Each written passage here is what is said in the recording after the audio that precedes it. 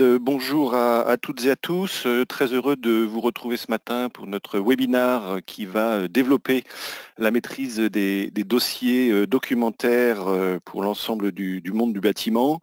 En introduction, et c'est peut-être une lapalissade que de le dire, mais le digital a immergé l'ensemble de nos vies professionnel et personnel. Le numérique est omniprésent et bien évidemment dans nos quotidiens, plus aucune matérialisation du document n'est présente. Et ce que l'on souhaite vous présenter ce matin avec la présence de deux experts, Albin Angeli et Vincent Giraudot, ce sont les enjeux. Alors le principal enjeu, c'est l'enjeu réglementaire, bien évidemment, et il est omniprésent dans de l'activité du bâtiment, dans son suivi, dans l'enjeu également humain lié à la sécurité et l'enjeu nouveau. Et ça, c'est vraiment très très important qu'on le développe aussi. C'est l'enjeu de sobriété qui dit dématérialisation du document, dit tout simplement fichier. Qui dit fichier dit un poids, ce sont des kilo-octets et des centaines et des milliers, des gigas de kilo-octets qui sont posés sur des data centers et ces documents, vous le verrez dans cette présentation, ont besoin d'être uniques, ont besoin d'être sécurisés, mais surtout n'ont pas besoin d'être multiples. Et cet enjeu de sobriété dans cette activité du dossier réglementaire et du dossier pour le suivi de tous les suivis bâtiments, bien évidemment, est un enjeu extrêmement important. Donc je vais passer la main à Albin pour le dérouler cette présentation et ensuite Vincent. L'ensemble de vos questions, nous vous remercions de les glisser dans l'espace chat. C'est Mathilde et moi-même qui les adresseront en fin de session. Je vous souhaite un bon webinaire et à tout à l'heure. Merci à toi Albin. Merci Christophe, merci aussi à Visative donc de laisser ce temps d'échange technique. Donc aujourd'hui on prend ce temps pour échanger sur une problématique qui est vraiment extrêmement importante et qui l'est depuis le début des années 90, c'est la gestion des dossiers réglementaires des bâtiments. Alors, quand on parle de dossiers réglementaires, on parle des principaux dossiers réglementaires et ceux qu'on va développer à l'occasion de ce webinaire, le DOE, donc le dossier des ouvrages exécutés, le DIO, dossier des interventions ultérieures sur l'ouvrage, le dossier d'identité SSI, le dossier technique amiante et enfin le registre de sécurité. Donc la grande problématique qu'on aborde, c'est cette difficulté pour les propriétaires et les exploitants de gérer ces dossiers, leur contenu sur le cycle de vie d'un bâtiment, voire de plusieurs dizaines ou plusieurs centaines de bâtiments, sur des cycles qui sont vraiment très longs, parce qu'on parle bien souvent de bâtiments qui vivent plus de 50 ans. Et donc sur cette période, il y a cette problématique de gestion des dossiers réglementaires, dossiers qui sont obligatoires, et donc c'est une problématique très importante. Donc l'architecture du webinaire, dans un premier temps, on va passer en revue dossier par dossier pour bien rappeler son contenu, le cadre, l'utilité de chaque dossier, les risques encourus, mais aussi sur la fin du webinaire, on verra comment développer la façon de créer des opportunités en bien gérant ces dossiers réglementaires. Et puis on achèvera le webinaire par un temps de questions et d'échanges. Donc on va commencer par le premier dossier. Donc le DOE, que tout le monde connaît bien, d'ailleurs on peut dire que c'est en quelque sorte le dossier père des autres dossiers réglementaires. Ce dossier il est important et c'est important déjà de rappeler que c'est un dossier qui est obligatoire. On n'a pas forcément ça tous les jours en tête, même si c'est un dossier qu'on manipule beaucoup et que tout le monde connaît. Il est rendu obligatoire pour tous les marchés publics par le CCAG travaux, Code des marchés publics, et il est également, en marché privé, si le marché est bien monté, par la norme NFP 03001, qui est globalement l'équivalent du CCAG qu'on a en marché public. Donc, on comprend pourquoi le législateur l'a rendu obligatoire quand on regarde un petit peu les pièces minimales que ce dossier doit contenir. Il doit contenir des plans d'exécution qui reflètent ce qui a été réalisé comme ouvrage, construction neuve ou réhabilitation, toutes les fiches techniques des matériaux, des produits mis en œuvre, les spécifications de pose, les notices de fonctionnement, les prescriptions de maintenance, les conditions de garantie des fabricants, etc., etc., y compris les pièces nécessaires à la constitution du DIO. Donc, c'est vraiment un dossier qui est extrêmement important pour gérer le bâtiment dans l'ensemble de son cycle de vie, puisqu'il contient toutes les pièces qui décrivent la data du bâtiment. Donc, le DOE, il est pensé pour qui? Il est pensé, bien entendu, pour tous les utilisateurs qui vont travailler sur le bâtiment, que ce soit à l'occasion d'opérations de maintenance, d'entretien, mais également à destination des constructeurs ou des intervenants qui vont réhabiliter le patrimoine durant son cycle de vie.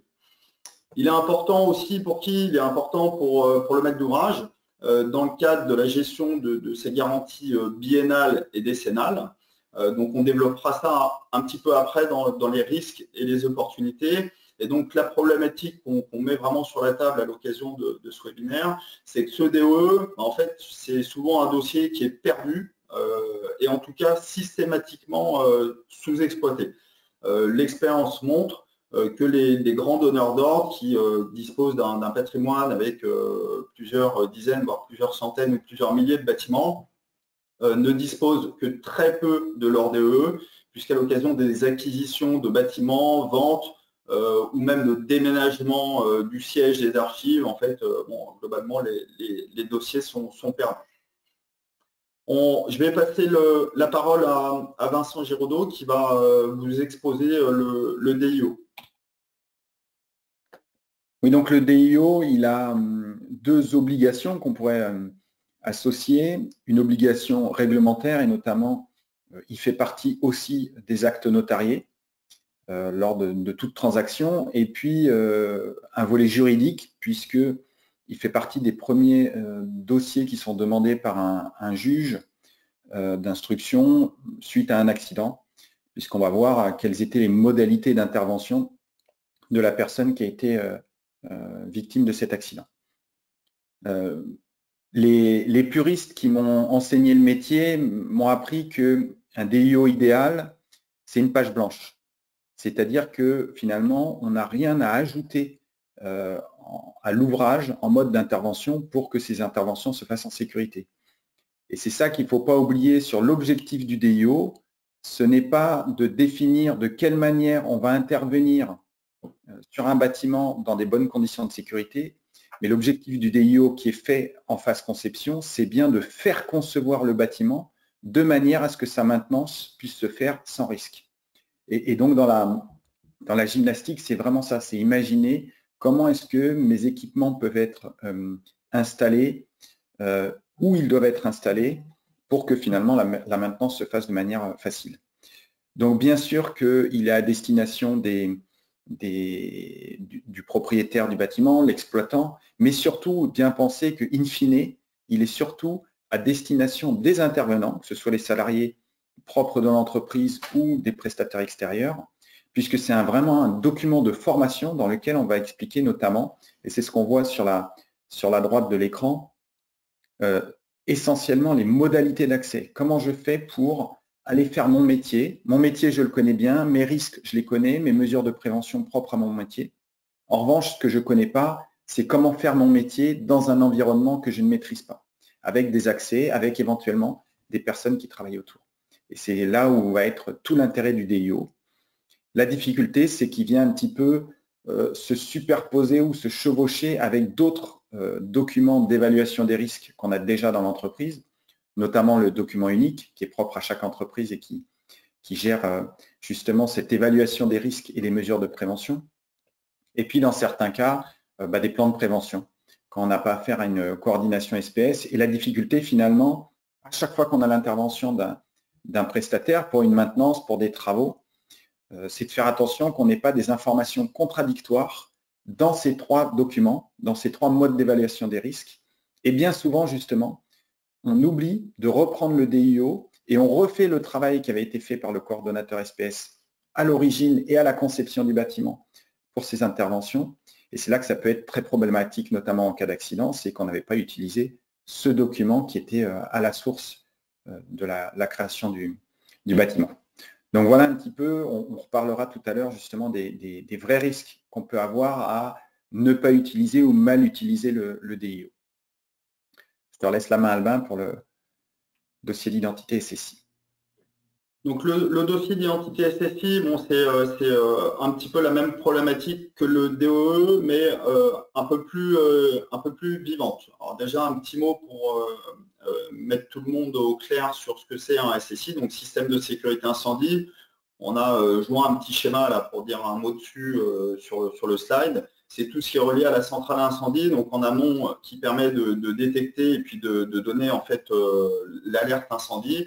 Et puis en aval, ensuite, tous les dispositifs automatiques qui vont permettre de mettre les biens et les personnes en sécurité avec de l'alarme, du compartimentage, du désenfumage, différents dispositifs en fonction de l'établissement. Et donc ces systèmes de sécurité incendie, c'est bien souvent des systèmes qui sont complexes, qui doivent être pérennes, vivre au quotidien pour garantir la protection de tous. Et donc, le législateur a pensé le dossier d'identité SSI, qui est finalement une sorte de DOE dédié au système de sécurité incendie, et qui est un dossier donc, qui est obligatoire. Donc, il est obligatoire pour l'ensemble des ERP et globalement assimilé obligatoire pour ce qui n'est pas ERP, donc industrie. En IGH, c'est également obligatoire et donc son contenu est défini par une norme. Donc c'est un contenu très précis avec des rubriques, la norme NFS 61932.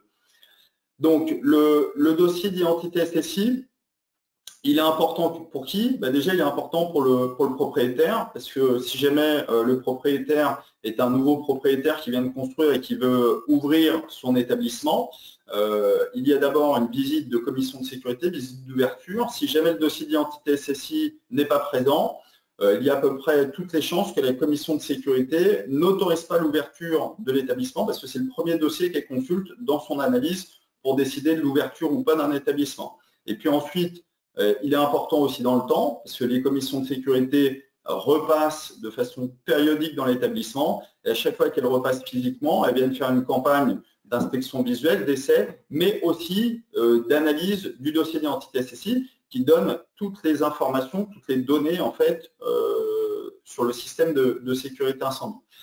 Donc c'est important pour l'exploitant, pour le propriétaire, mais c'est aussi très important pour les exploitants, les mainteneurs, puisque dans le dossier, on a toutes les informations synoptiques, plan d'implantation, fiches techniques, fiches d'entretien, notice d'exploitation des matériels. Et donc, c'est dans ce dossier que tout le monde va venir trouver son information. Et c'est ça aussi qui fait le grand problème du dossier d'identité SSI, parce qu'à l'heure actuelle, on parle encore de clusters, clairement, c'est des clusters avec des documents papier qui sont imprimés dedans. Et vu que tout le monde en a besoin, eh bien, régulièrement, une page de plan d'implantation, une fiche technique va être sortie du dossier d'identité pour être utilisée par quelqu'un qui en a besoin, qui ne va pas être remise. Et au fur et à mesure du temps, c'est clairement un dossier qui est démantelé. Et on a souvent des moitiés ou des dossiers d'identité SSI partiels, ce qui met globalement en grande difficulté du coup le propriétaire et l'exploitant. Vincent. Vaste sujet que l'amiante. Depuis 1997 et les premières lois et décrets sur l'amiante et son retrait, je pense que si on avait voulu rendre les choses complexes, on n'aurait pas fait mieux, à la fois sur les termes, à la fois sur le chevauchement de lois et de décrets qui se sont succédés, jusqu'à donc une loi et un décret en 2011 qui a voulu un petit peu recadrer les choses, puisqu'on avait des tonnes de types de diagnostics avant travaux, avant démolition, avant vente, et pour l'utilisateur finalement d'un bâtiment, c'était quand même hyper compliqué. On a deux difficultés en réalité avec l'amiante, une qui est liée à son repérage, et on le voit que ça reste relativement aléatoire, et notamment et on va y revenir du fait de l'opérateur. Et puis, un autre sujet qui est la matérialisation dans un dossier, dans un document, avec souvent des diagnostics illisibles. Je reviens sur la difficulté sur le repérage. J'ai pris quelques exemples. Hein. Il y a, pour ceux qui l'ont vu, un film qui est sorti, diffusé par Arte sur justement cette histoire d'amiante où on a l'impression que plus on en enlève, plus on en trouve. Et puis, beaucoup d'articles qui paraissent en ce moment. Il y en a eu quelques-uns sur l'amiante, beaucoup sur le DPE, où on se rend compte que ces diagnostics ne sont pas fiables du fait d'un manque de formation des opérateurs, des diagnostiqueurs, un manque de lisibilité des documents, un côté très aléatoire sur l'interprétation qu'ils en font. Et si je fais ce lien, c'est que la personne qui fait le diagnostic amiante, c'est la même personne physique que celle qui fait le diagnostic de performance énergétique. Donc je ne vois pas pourquoi il serait plus compétent dans un domaine que dans l'autre. Pour autant, le dossier technique amiante tel qu'il a été voulu par l'arrêté de 2012 permet justement de recentrer dans un, si possible, tableau, et on voit à droite un petit peu tous les éléments qu'on doit avoir dans ce tableau, finalement, tout ce qu'on a comme amiante sur notre bâtiment. La difficulté, c'est qu'on avait des diagnostics amiante avec des tonnes de pages, et il fallait trouver au milieu des 250 pages à quel endroit j'avais ou non de l'amiante, ou des matériaux susceptibles de contenir de l'amiante, etc. Donc il y a une volonté de clarifier pour justement le propriétaire ou l'exploitant un peu candide, de clarifier où est-ce que j'ai de l'amiante et ce que je dois faire dessus. Ça ne règle pas encore tout, et notamment parce qu'on a encore des superpositions de diag amiante. Je prends un exemple, hein, un client chez qui on est intervenu, quand on a récupéré différents diagnostics amiante, et je crois qu'il y en avait 6 ou 7, on a un diagnostic amiante de 2011 qui dit que dans un auditorium, il n'y a pas du tout d'amiante, et le même diagnostic fait par le même diagnostiqueur en 2017 qui nous dit là qu'il y a de l'amiante. Si on n'a pas à un moment une bonne superposition de ces dossiers, jamais on a l'info et jamais on peut se poser la question de s'interroger quel est le bon diagnostic et qui dit vrai dans les deux. Ce qui est quand même un vrai sujet parce que il y a des enjeux à nouveau de santé publique, mais aussi des enjeux juridiques. À nouveau, l'objectif de ce DTA, c'est bien sûr pour le responsable d'un parc immobilier, mais avant tout pour les opérateurs, qui soient internes à l'entreprise ou externes, puisque chaque minuscule intervention, même un trou dans un mur, on doit savoir si dans ce mur, dans un joint ou autre, il y a de l'amiante ou pas, puisque c'est source potentielle de danger pour la santé de cet opérateur. Donc on l'a vu encore, quelques difficultés pour gérer cette multitude de diagnostics et aussi sur le repérage, et on va en reparler tout à l'heure aussi sur les risques et les opportunités via ce DTA. Je te laisse la suite à Albin. Oui, merci. Et donc pour finir sur ces problématiques de gestion de dossier, avant d'aborder les risques et puis ensuite les opportunités aussi, on va parler du registre de sécurité. Donc le registre de sécurité, c'est globalement le registre, on va même dire souvent le classeur ou le cahier qui permet de suivre les conditions permanentes de sécurité d'un bâtiment. Donc lui aussi est un dossier obligatoire par décret du 5 novembre 2001 pour les ERP, les bâtiments tertiaires, l'habitat collectif et les immeubles de grande hauteur. Donc ce dossier, il contient quoi? Il contient des informations de base pour les sujets de sécurité, adresse, numéro de téléphone utile, personnel chargé du service incendie, consigne générale et particulière de sécurité. Mais il contient également un certain nombre de documents qui vont venir s'incrémenter et puis nourrir ce dossier avec tous les contrôles et les observations qui vont pouvoir être faits par différents intervenants. Ça va être les commissions de sécurité, ça va être également les prestataires de maintenance et d'entretien, ça va être les gens qui s'occupent de former ou de monter des exercices d'évacuation. Donc toute cette vie autour des établissements qui permettent de s'assurer que les conditions de sécurité sont en place et continuent de l'être dans le temps, c'est répertorié dans le registre de sécurité. Donc c'est un dossier qui est important pour le responsable de sécurité lorsqu'il y en a un. Bien entendu, le chef d'établissement, puisque en cas de sinistre sur le bâtiment, c'est un des premiers dossiers qu'on va aller consulter pour voir si tous les exercices d'évacuation avaient bien été faits périodiquement, enfin toutes les obligations du propriétaire, du chef d'établissement étaient respectées. Et puis, c'est aussi important pour tous les autres utilisateurs dans le cycle de vie du bâtiment. Prenons le mainteneur. Il a besoin de savoir dans le temps ce qui s'est passé, parce que ce n'est pas nécessairement toujours la même personne qui va venir pour faire les essais et puis les interventions d'entretien. Donc, c'est cet historique de suivi d'entretien. Et ce qu'on constate sur le terrain, c'est que quand on souhaite le consulter, on a du mal à pouvoir y accéder. Et puis, dans tous les cas, c'est un dossier qui est relativement éparpillé parce que tous ces documents joints, rapports de visite, rapports d'intervention, qui sont censés être annexés, s'envolent, ne sont pas bien mises. Et donc, dans le temps, c'est un dossier qui est relativement démantelé. Donc voilà, donc là on a fini de faire un petit peu le tour des difficultés sur la bonne tenue des dossiers. On va maintenant développer les risques avec Vincent qui va reprendre la parole. Oui, on l'a vu, c'est compliqué de gérer, enfin c'est pas toujours simple de gérer ces dossiers individuellement. La mauvaise nouvelle, c'est que on doit souvent les gérer en plus de manière simultanée. Et le mieux, c'est de vous montrer un exemple qui, bien sûr, ne se passe jamais dans vos entreprises, mais qui pourrait arriver. Imaginez un instant que vous êtes un vendredi soir à 17 h, sinon c'est pas drôle, et que vous avez votre exutoire de fumée en toiture de votre bâtiment qui est resté en position ouverte. Et ça pose souci. Bien sûr, il pleut, autrement ce serait pas drôle. Et donc, il va falloir faire intervenir un prestataire pour le réparer. Dans la vraie vie et dans un monde idéal, il n'y a pas de souci. Je vais devoir consulter mes 4 dossiers réglementaires, mon DOE pour savoir quel type d'exutoire c'est, quel modèle, par qui il a été posé, etc. Puisque pour le réparer, je vais avoir besoin de ces informations-là. Mon dossier d'intervention ultérieure sur ouvrage, puisque je dois informer l'opérateur de la manière dont il va pouvoir intervenir, les modalités d'accès en sécurité. Le dossier technique amiante, puisque potentiellement, s'il doit changer des choses, je peux avoir de l'amiante dans mes joints ou dans ma couverture. Et puis le dossier d'identité SSI, puisque là, on a affaire à un équipement de sécurité incendie.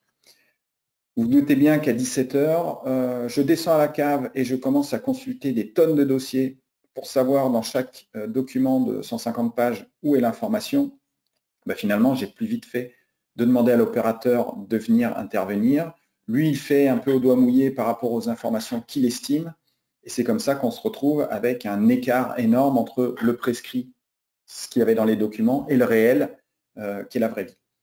Donc, l'idée, c'est que c'est pas simple et qu'il faut absolument arriver à superposer ces dossiers, à mieux les maîtriser. Bien sûr, j'ai caricaturé avec ces tonnes de dossiers à la cave, encore que on a encore beaucoup d'organisations où c'est des dossiers papier, donc ça reste très compliqué d'aller les feuilleter.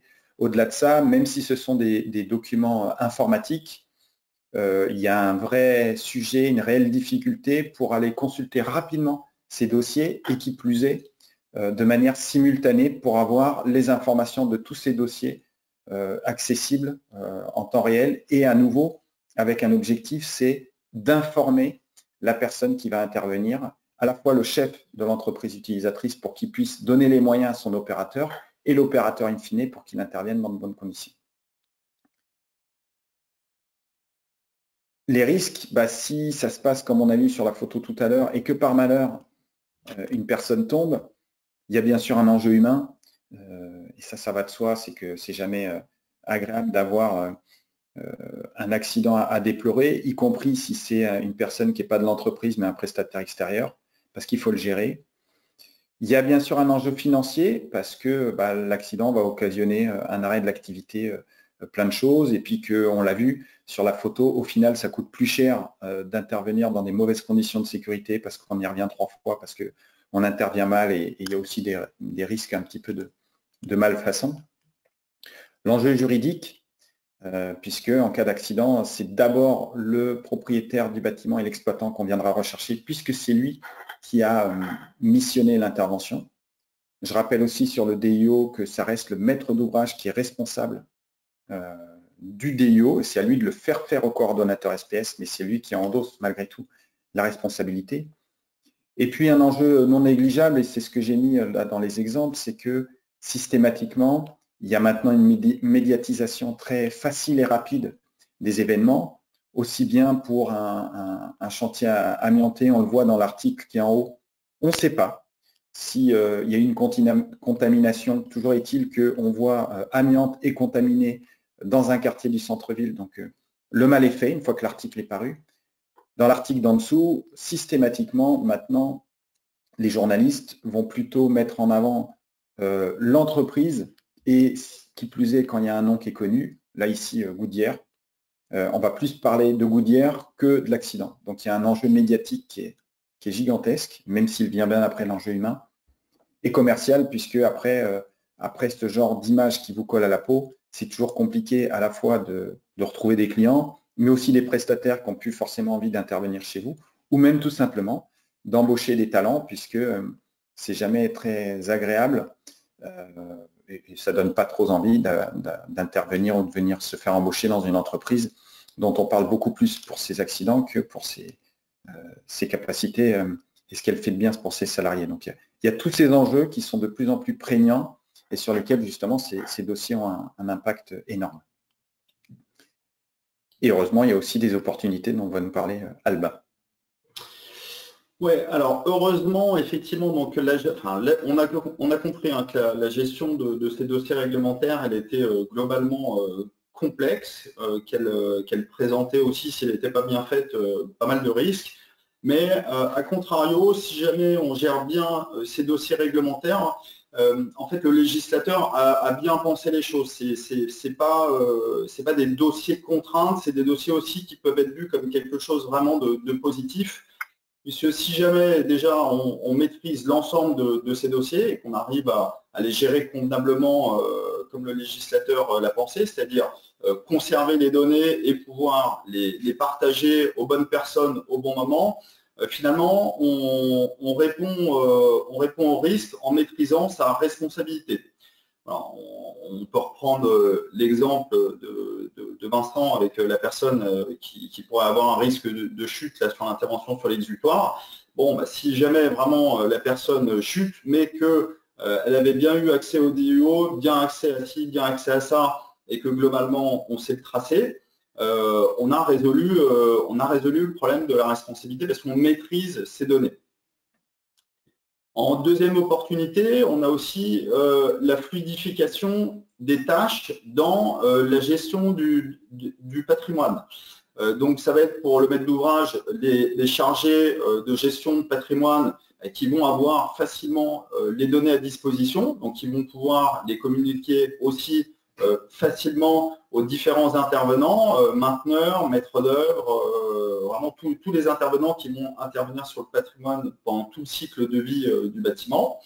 C'est la fluidification des tâches donc pour les équipes côté maîtrise d'ouvrage, mais aussi du coup pour ceux qui vont exploiter les données pour entretenir ou transformer le patrimoine. Donc on pense aux entreprises de maintenance, aux cabinets d'architecture, aux maîtres d'œuvre qui vont avoir un accès facile à la donnée et donc plus de facilité dans l'exécution de leurs tâches.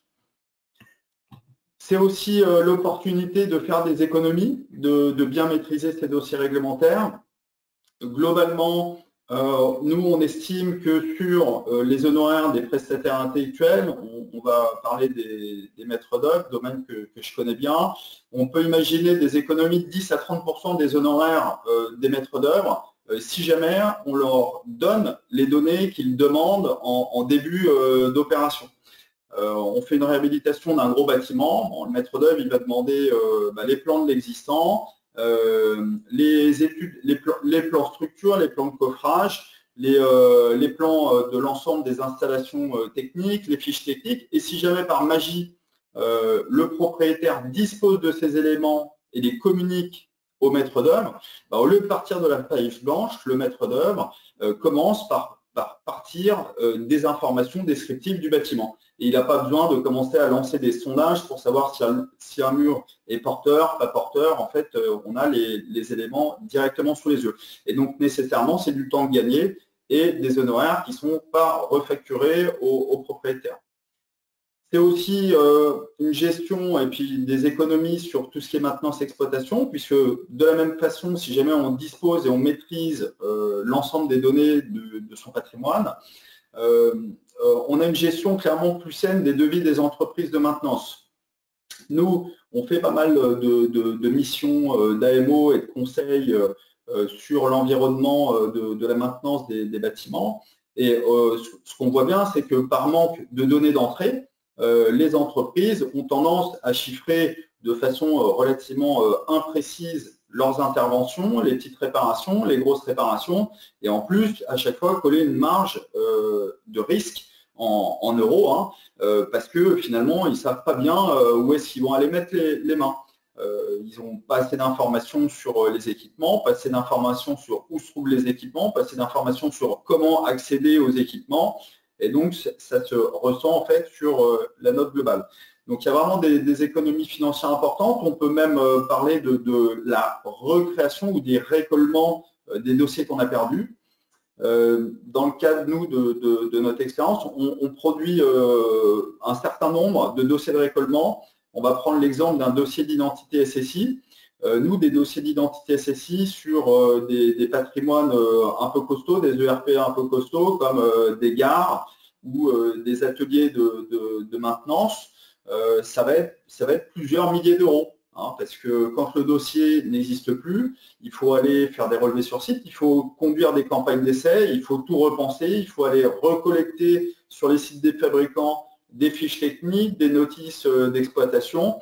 Donc tout ça, ça prend du temps et ça a un coût hyper important et dans tous les cas, le résultat final ne sera jamais aussi précis et aussi pertinent que ce qui avait été livré à l'origine quand le dossier a été créé. D'où l'importance vraiment de conserver ces dossiers, j'ai envie de dire comme la prunelle de ses yeux. Et enfin, dernière opportunité, c'est valoriser le patrimoine.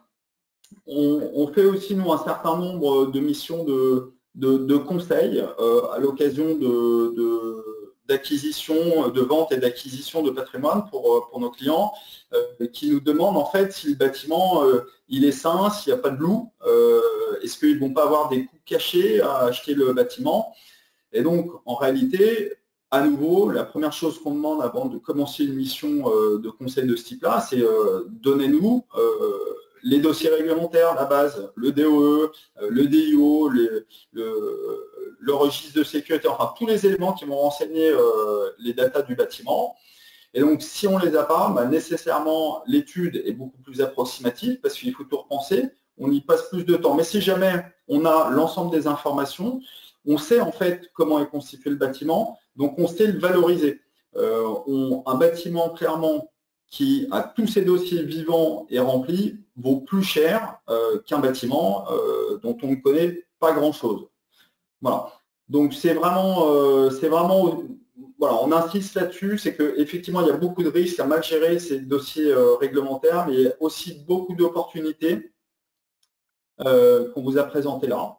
Et puis, écoutez, on arrive en fin de webinaire, donc on essaie de vous donner un maximum d'informations sur cette problématique.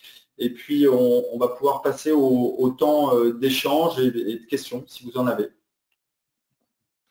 Merci, merci Albin, merci Vincent. Comme vous l'avez vu, hein, 4 enjeux majeurs, le réglementaire, l'humain, le financier et bien évidemment la sobriété.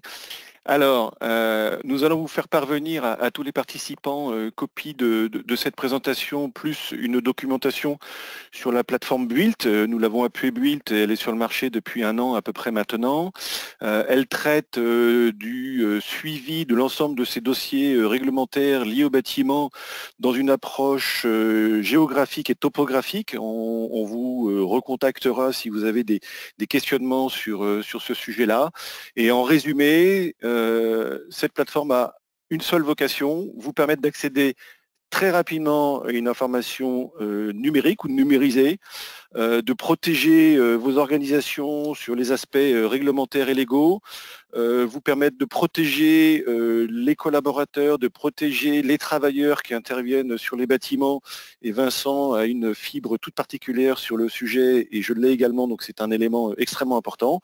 Et puis surtout, elle permet d'être efficace et de faire les premiers pas dans le suivi de l'ensemble des dossiers réglementaires.